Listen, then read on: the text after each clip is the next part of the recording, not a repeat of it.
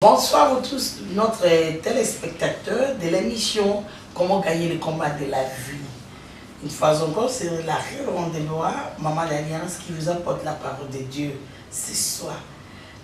Aidez-moi à appeler vos voisins, vos collègues, des amis. Faites entrer les enfants dans la maison. Écoutons la parole de Dieu ensemble. Prions. Père, nous te disons merci. Merci pour cette grande opportunité que tu nous accordes d'écouter la parole de Dieu encore. Ta parole, c'est la sémence de la vie. Nous sommes convaincus qu'à la fin de cette émission, nous aurons pleine raison de te donner la gloire, car tu feras de bonnes choses dans notre vie. Au nom de Jésus. Amen. Bekoranga et merci. D'ailleurs, que ce béni baninga, vous avez mon côté, parce que vous avez ça là. Mbulo sans oyo plutôt tozotala moko na babibundeli oyo eza motu ya mpona biso atake bana nzambe na bomoi na biso ya mikolo nyonso mpona kozwi na elonga oyo yesu asi azwela biso na nzela akufa mpe lisekwa na ye kondima na kati ya nkolo kondima liloba nzambe ke ndenge nzambe alobi ndenge ye akosala ke ye akosaka te ye achangeaka avi te achangeaka opinion te ndenge alobi na mokanda ya Somme 89 verset 34 il est le Dieu qui a égal à l'alliance. Chapitre 71 verset 24, je ne sais pas si j'ai eu ce verset là correctement, mais David Wanakaka à l'obi. Le lieu de la terre est plein de ténèbres, mais Dieu a égard à l'alliance. Quelle alliance? Alliance c'est ça. Boyokan. So boyokan au landanzambi, au décider na motema na que au koto sanzambi, au sala oyo nzambi a lobby, au sala ndenge a lobby na kati ya lobana et puis yé a lobby alaki yo kokisa ba promesse nyonso oyo ye pe alakaki yo. Na isumani kondima tozoloba eza malamu kosambela eza malamu kogene eza malamu kokenda ka église eza malamu mais lifuti nango bolamu nango tokomona ngo kaka soki tosali biloko wana nyonso na kondima, c'est-à-dire basé sur la parole de Dieu et faite dans le manière que Dieu a recommandé. Tika totanga lelo Mukanda Jacques chapitre 4, dans verset 1. D'où viennent les luttes et d'où viennent les querelles parmi vous? N'est-ce pas de vos passions qui combattent dans vos membres? Vous convoitez et vous ne possédez pas. Vous êtes meurtriers et envieux et vous ne pouvez pas obtenir. Vous avez des querelles et des luttes et vous ne possédez pas. Parce que vous ne demandez pas. Verset 3. Coupé.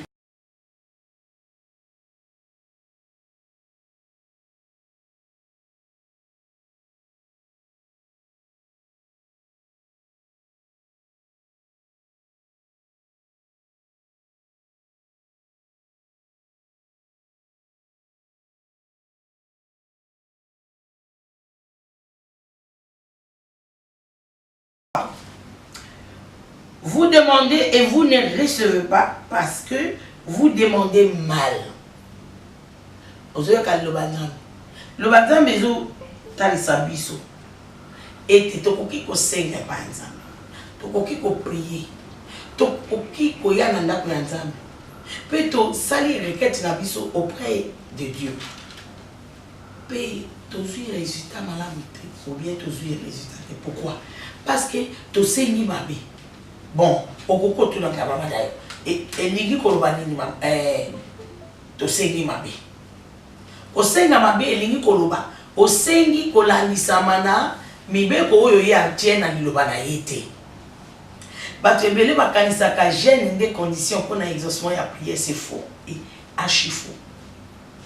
Gêne to koya koloba likambo ya wana mukolo mususu eza moko na ba arme atikeli biso eza mpona koaiguize molimo oyo ya biso po etikala sensible na oyo Nzambe azoloba. Pourquoi? Elonga ya mutu nyonso ewutaka na oyo Nzambe ayebisi ye asala. L'instruction qui vient de la bouche de l'Éternel, l'ordre qui vient de la bouche de l'Éternel. À part des règles générales, il y a des instructions particulières pour le cas de tout et chacun de nous. Pourquoi? Liboko ya makambo na yo eza différent na liboko ya makambo na nga. Yango, la place ya losambo. Ozala trop prité ozoloba. Losambo eza dialogue na Nzambe. Eza ko dialoguer na Nzambe. Quand on dit dialogue, c'est-à-dire yo lobi, ovani ye otikeli moninga ta aloba. Po bo comprendre, bo se comprendre. Po yo sosola. Nzela bonzamio, il fait ozala na tango ovani nye Nzambe alobeli yo. Ou bien au côté na kati ya liloba na ye po alobaka dans ces derniers temps à travers de sa parole qui est son fils.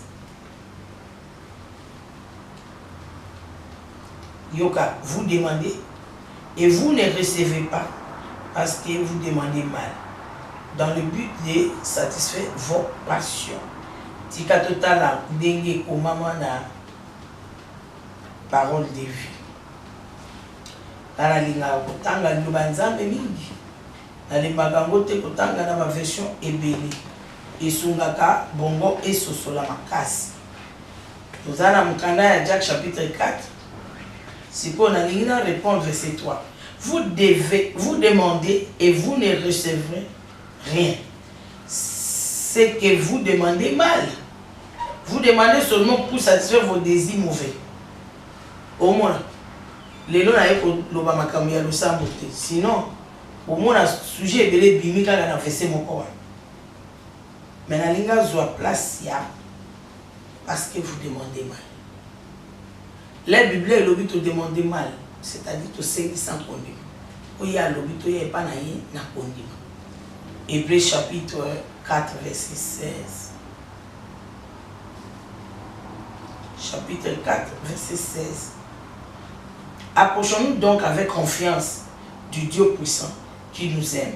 Près de lui, nous recevrons le pardon, nous trouverons son amour et ainsi il nous aidera au bon moment.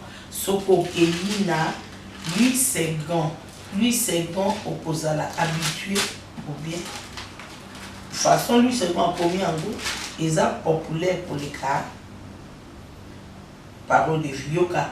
Approchons-nous donc avec assurance du trône de la grâce, afin d'obtenir miséricorde et de trouver grâce pour être secouru dans nos besoins. Condition et batama. Approchons-nous donc avec assurance. Les gens qui sont l'église ou bien ils sont en place à prier. Ah, tu as que nous prier peut-être ceux qui ont ceux qui ont sala. Les lobby soki obebisi kokende na yote zonge la Bible tanga liloba kino soki wana elongwe na kati ya makanisi na yo. Il faut que nous n'ayons pas le sambo avec assurance, avec conviction. Oui. Il faut être totalement convaincu que Okozoyan.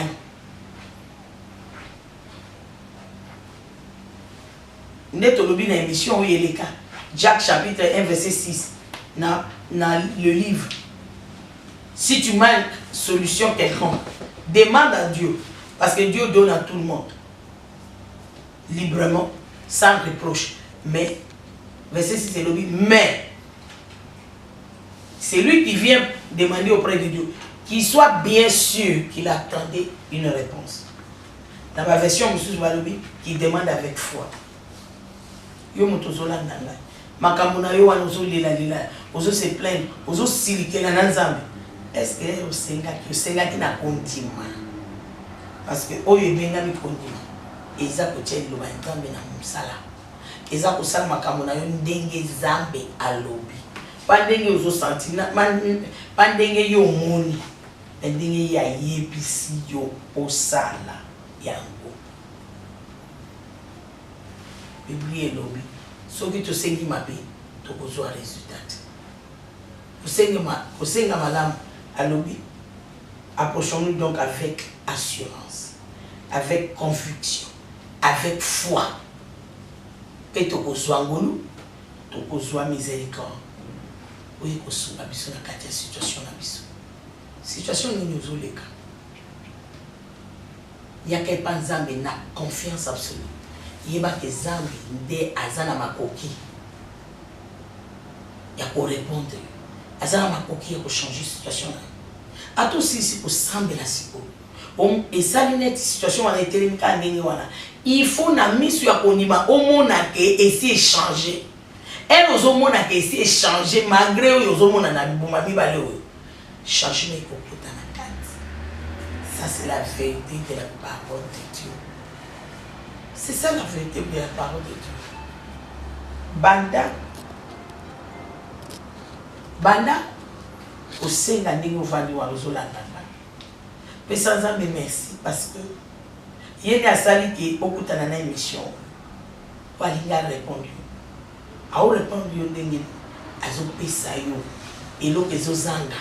Au soyan na yo. Au simba yano na yo.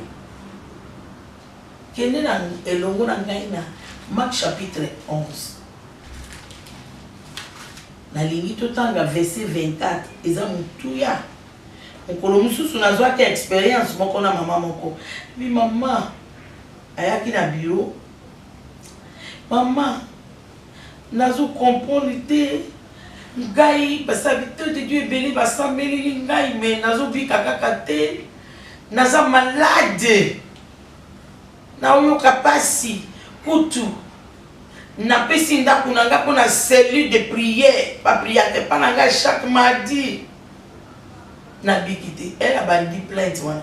Est-ce que vous reconnaissez que wana maloba wana ils a plainte ils a manière indirecte ya ko blâmer nzambe ki na sali yoso ya nzambe yango alobi mais na omoni lo côté ngai na bandi otu na molimo santo lingi na répondre maman yo ni nzambe ayebisi ngai yebisa ya fungola bible na lingi yo ozolanda la fungola bible na Marc chapitre 11 verset 24. Est-ce que commis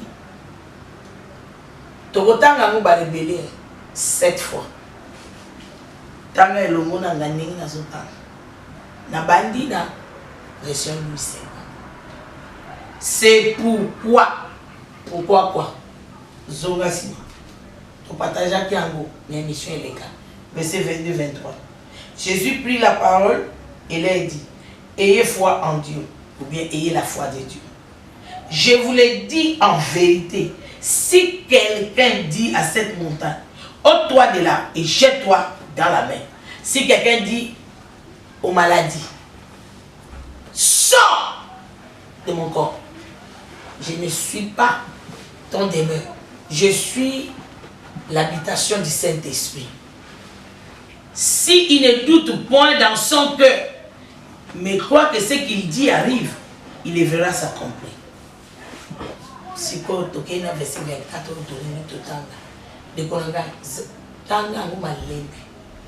c'est pourquoi, à cause du fait que tu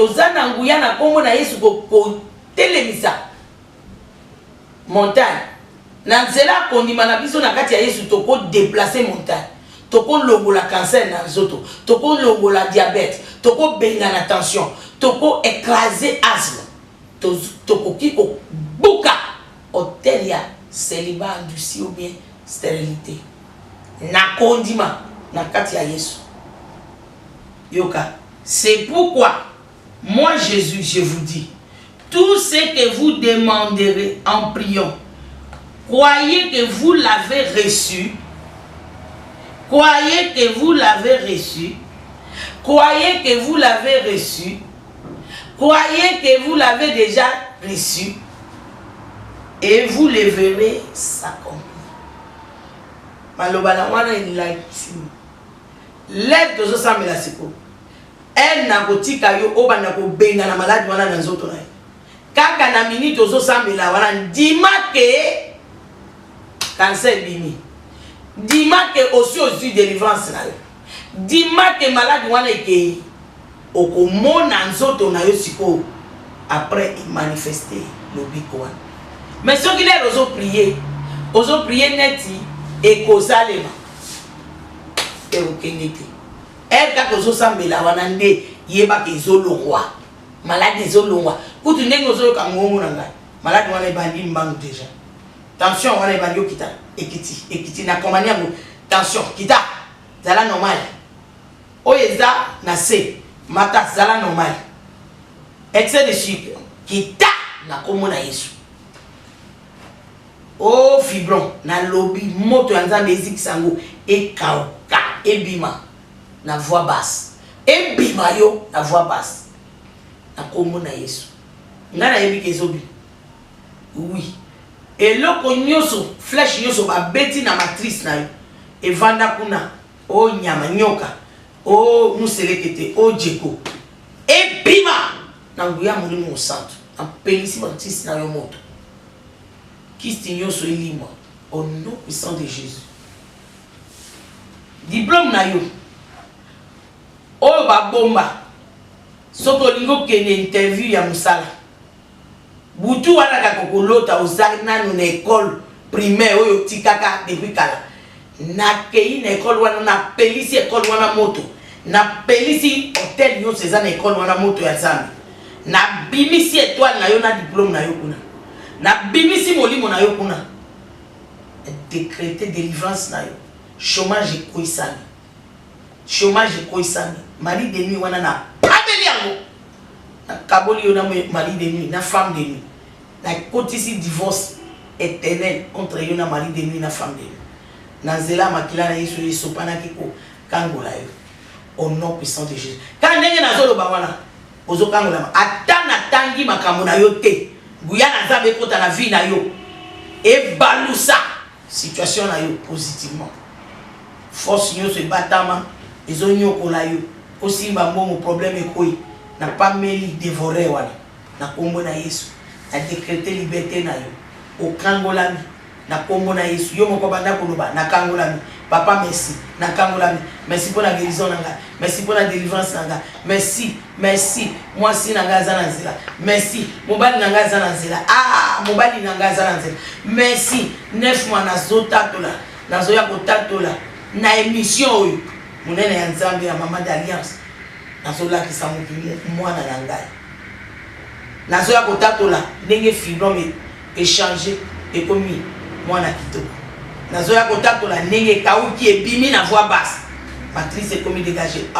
Il y a quelqu'un là qui est en train de me suivre na maudit cyste ovarien na commandé trompe yo sur boucher moto ya Nzambe ekota na kati et débouché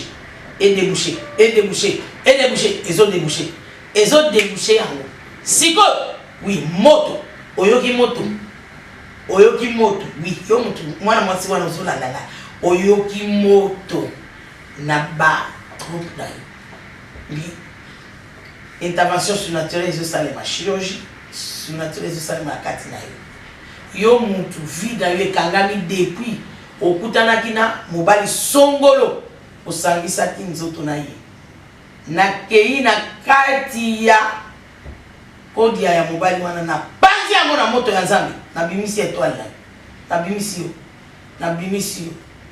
nabimisi yo na kombo na Yesu okangolami miséricorde ya Nzambe elokalize yo mawa ya Nzambe ekitela yo parce que il a été immolé pour notre libération de toute emprise des œuvres des ténèbres. Au Kangolani. Sokozola nanga uyamba Yesu na mutelo basi mananga kolo Yesu.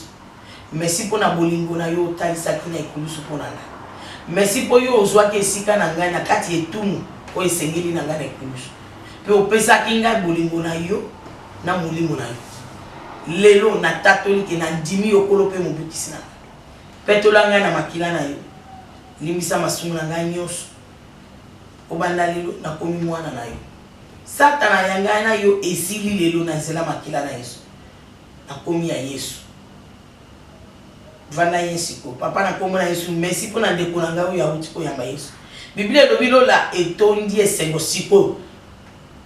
Papa na sele vie na ye na salut na ye na makila na Yesu denga zoyo kangai ngolu ya molimo santé kitela ye la puissance du Saint-Esprit elata ye ona ko tamusa ye na nzela ya lobi pona lokumu na yo na kombo na Yesu amen bandi pona ngai na komisi nzambe pona délivrance na yo pona guérison na yo yo telema lobi ke yo luka musala yo kutu tongo etana bazobenga yo na place otiaki CV na yo ozangisa te kokomela biso témoignage komela biso témoignage pourquoi pas koya epa ina biso koya kotatola monene ya nzambe na programme na biso tosalaka chaque lundi 17h toza na avenue au commandement na école bienheureuse à Noarit chaque lundi 17h okoki kokomela biso pe na SMS